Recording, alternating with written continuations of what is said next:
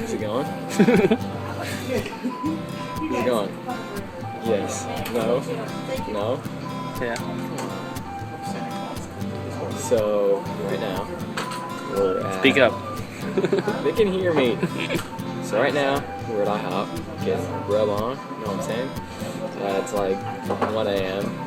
and we're gonna go game hunting tomorrow. I don't know how we're gonna get up early enough to go to the outlet when it opens, but we're gonna do it. For now, I'm gonna enjoy some delicious food. Yep.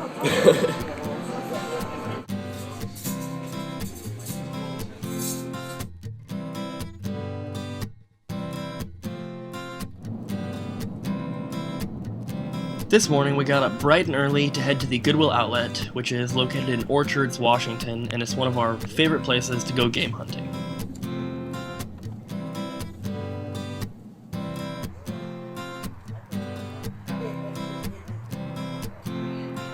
As you can see, the outlet is very popular, and there's usually a huge line at the front door when they open, and they open at 8 o'clock in the morning. So the Goodwill Outlet is a really cool retail store where you can buy used goods that have gone once through the regular Goodwills and have gone here for a second chance to be bought by the pound. It doesn't only have that, but there's also regular stuff that's directly donated to this Goodwill. It's put directly out with the other stuff, so there's a really good chance that if you're there for an hour or two, you'll find some really great stuff.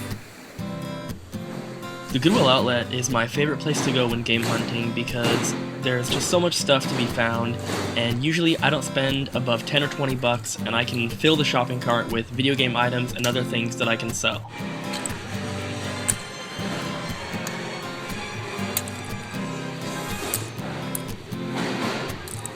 So we found a bunch of Legos, and we're going through them, and it's at least a few pounds, which is cool, it looks like. So this is probably like, it's about $10 a pound that we can sell them for, so it's a pretty good amount. So the goods are purchased by pound. Usually if you get in between 1 to 10 pounds of goods as a whole, then it costs $1.59 I think per pound, and depending on the more you get, so if you went up to 25 pounds, it would go down to 89 cents per pound. So really it's all about how much you buy and what you're willing to spend. So we're at the Goodwill outlet. I found this cool costume. Now we're gonna go do some running.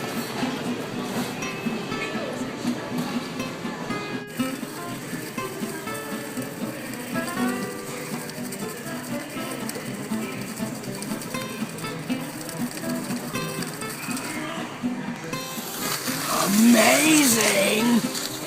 Since I've been back in Vancouver, there's a few people that I used to buy games from and sell games to and trade with, and I actually met up with one of my friends here, and he took Kevin and I around to some different game stores around the Portland area, and his name's Andrew, and the first store that he took us to is called Game Shack. And he said that this is a fairly new store that opened up not too long ago. It was very small, but they had a lot of stuff packed in there, and I was actually able to find a couple games there, and one of them actually being a complete in-box Nintendo 64 game that I didn't already have in my collection. And I'm really glad to add this one to my collection because I've never seen it before in the wild. It is a sports game, but it's pretty uncommon, and that is NBA Jam 99. And I got this for $5, and the box is in great shape, and I'm really happy to have this in my collection. So the second place we went to is called CD Game Exchange, and these are a bunch of retail stores that are all around Oregon, and they're pretty cool places to pick up some games if you're looking for a good deal.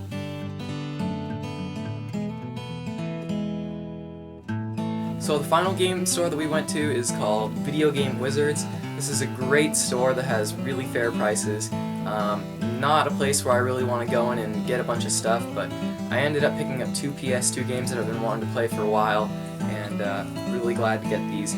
I did pay a decent amount for them, $5 a piece, but I'm still happy to have them to play. The first one is for PlayStation 2, Cabela's Dangerous Hunts 2, and Dragon Ball Z Budokai 2. Video Game Wizards was a very awesome store, and I'm really glad that I got to go. And I did actually pick up quite a bit of stuff from there, but just a couple of the highlights are a Nintendo 64 cleaning kit, complete in the box. This is marked at $10, but they gave it to me for $5, which is awesome, and the box is in great condition. Same with this one. It's a complete in-box copy of Wheel of Fortune for the Nintendo 64. I didn't have this game in my collection already, and it's in great shape, and once again, it was only $5, so great deals there. Are you ready? Are you ready? I'm ready. You sure? I'm ready. Cooper's buying himself a Christmas present.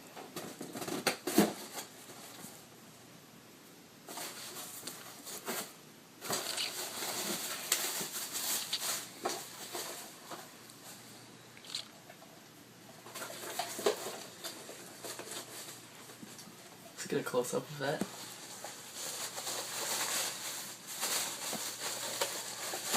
Or do you want this one? Ooh. What is this? 2 Sculptor's Cut boxes. Pretty amazing. So I'll let you pick which one you want. And the rest will go back in the vault. I think I definitely want this. Definitely. Definitely. Dude, I spent like 2 hours getting a stupid Blockbuster sticker off of one of those. Actually, Which one? The other one had a sticker as well. Actually, this one had stickers on the front, and I took a lot of time getting that one good. This one, I think, had a sticker on the back that took about 2 hours to get off. Jeez. But I got it off. Didn't damage the box. Awesome. But pretty much all of them have a Blockbuster sticker on the back. Most of them, you can just heat them up and peel them off. But this one, I had to chip it away like millimeter by millimeter because it was so bonded to the box. But This is amazing. would you like a handy-duty carrying box for it? Yes. I'm gonna go stick this one in a safe place. Look at it in the box. I wanted to take this time to give a huge thanks to my friend Andrew for selling me this Sculptor's Cut box, and he gave me a great deal which was definitely under retail, and I really appreciate it. I'm really excited to have this in my collection, and now all I need to do is track down a cartridge, which shouldn't be too hard, and a manual, which will be extremely hard to find one if I do find one at all.